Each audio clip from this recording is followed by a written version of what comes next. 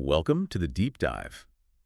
All right, let's kick off with something that sounds, well, frankly, a bit ridiculous in medicine. We hear these big stats all the time, right? Huge health problems affecting millions. But for high blood pressure, hypertension, why is the standard line, the one you hear everywhere, oh, 90% of the time we just don't know the cause, unknown? Really? Does that not sound like someone just gave up looking? It absolutely does sound like that. And you've really hit the nail on the head right away. High blood pressure isn't usually the disease itself, it's a symptom. A symptom of what, though? Exactly. And if you keep saying the cause of that symptom for 90% of people is idiopathic, just a fancy word for unknown, well, you've created a fantastic business model. Ah, okay. Go on. It makes the person a lifelong customer, basically sort of an ATM for managing symptoms, not fixing the root problem. Profitability kind of depends on the cause staying unknown. Okay, I can definitely see the profit angle. But here's my thing. If the main cause is actually known, if it's specific, addressable, and, we've looked into this, it seems it is, why isn't that the main story? Aren't there studies on simple things like diet? Oh, absolutely there are. Loads of them. But see, nutritional changes, lifestyle shifts, they require, well, effort. Behavior change. It's not as simple as writing a prescription. Right. So our mission here in this deep dive is to sort of bypass that whole unknown narrative. We want to uncover that primary cause for the 90% and lay out the, honestly, surprisingly direct ways you can tackle it, nutritionally speaking. And fast. Okay, let's do it. Let's get into this hidden plumbing problem. Yeah. High blood pressure means the pipes, the vessels, are too tight. Right, fundamentally. Yeah. And what we're finding is that the main reason they get tight and stay tight is something called insulin resistance. Now, we usually link that with like weight gain or diabetes. Type 2 diabetes especially. But the damage it does inside your arteries seems way more direct and maybe even faster acting when it comes to pressure. It is. Let's visualize the inside of an artery. Think of the inner lining. It's made of this really critical layer of cells. It's called the endothelium. Okay, the endothelium. These cells are the gatekeepers, basically. They control blood flow. They need to be able to relax when needed. And they have these tiny specific docking stations, receptors for insulin. Right. When insulin arrives and docks properly, it sends a signal. That signal tells the artery muscle to relax, to open up vasodilation. That's how your body regulates pressure normally. Wait. With insulin resistance, that docking station, that receptor, it gets damaged. Yeah. Or blocked. Exactly. It's like the key is bent or the lock is rusted shut. Insulin might be floating around knocking on the door. Yeah. But the signal never gets through. The artery doesn't get the message to relax. So it stays constricted, stays tight. And regulating pressure becomes, well, really difficult. Okay, so it's stuck in tight mode.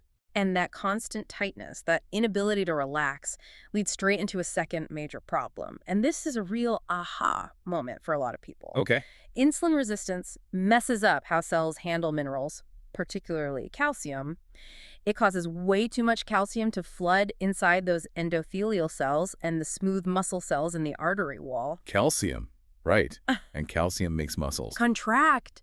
Think about any muscle. Calcium influx causes contraction.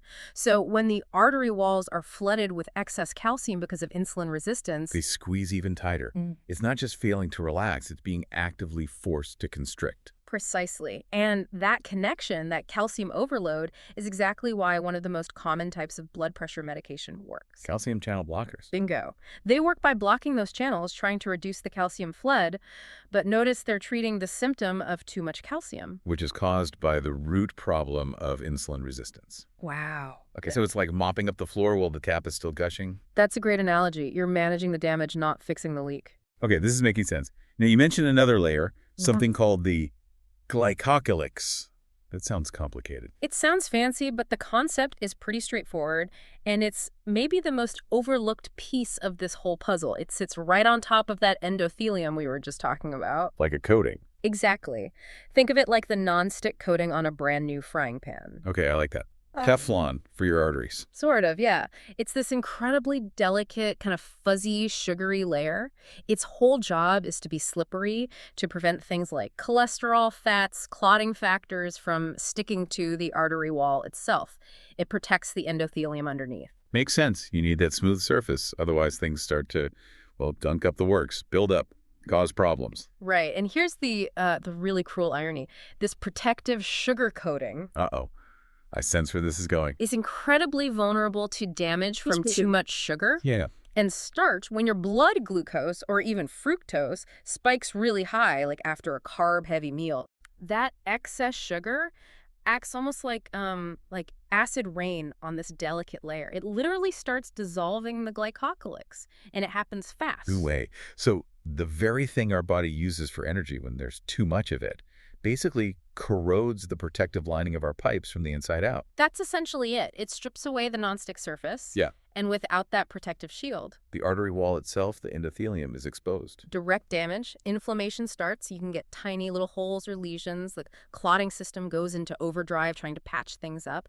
And guess what floods into the damaged area? Calcium. Calcium. It's this whole cascade damaged glycocalyx leads to endothelial injury, leads to inflammation, clotting, calcium buildup, all contributing massively to stiff constricted arteries and high blood pressure. Wow. Okay. That paints a really clear picture of the damage. And it adds up over time, which naturally brings us to, well, what do we do about it? Right. The fix, Yeah. if the root cause is insulin resistance and this sugar-induced acid rain damage, the main long-term strategy has got to be cutting way back on the sugar and starch, right? A low-carb diet. Maybe intermittent fasting, too. Absolutely. That's step one. You have to stop the ongoing damage, turn off the acid rain, using your analogy. But, and this is really important, reversing insulin resistance takes time.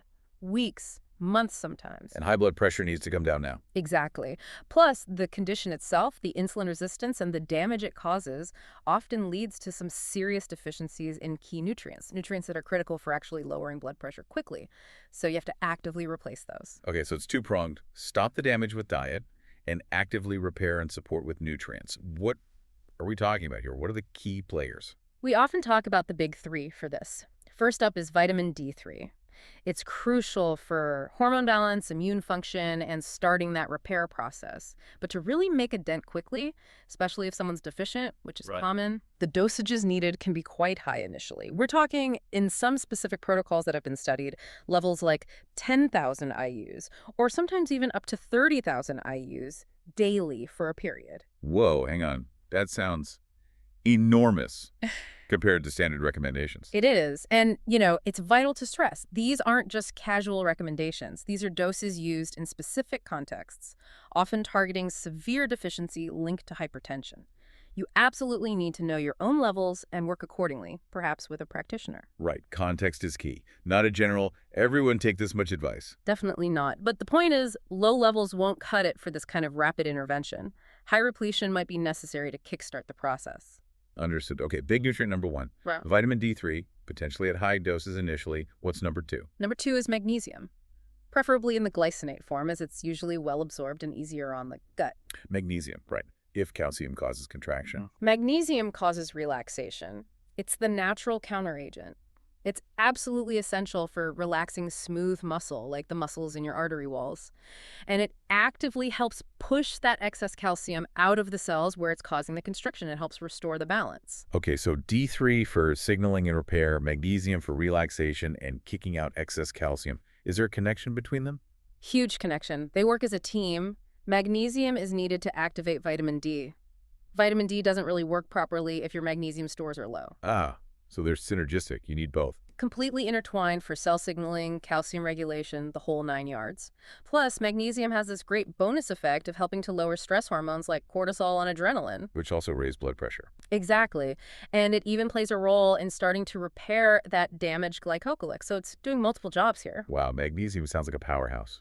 Yeah. Okay, D3, magnesium. What's the third part of this trio? That would be potassium. Potassium is vital for a few reasons. One, it directly helps stabilize and repair the glycocalyx. Ah, fixing the nonstick coating again. Yes. Two, it helps your body handle sodium better, kind of blunting the effects of high sodium intake, which many people struggle with.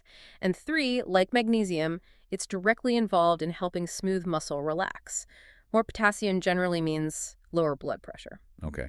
And how much potassium are we talking? Is food enough? Food is great, leafy greens, avocados, etc., but for a therapeutic effect here, supplementation is often needed. Look for supplements that provide maybe up to 1,000 milligrams per serving. You might need a few servings depending on your diet and needs. Got it.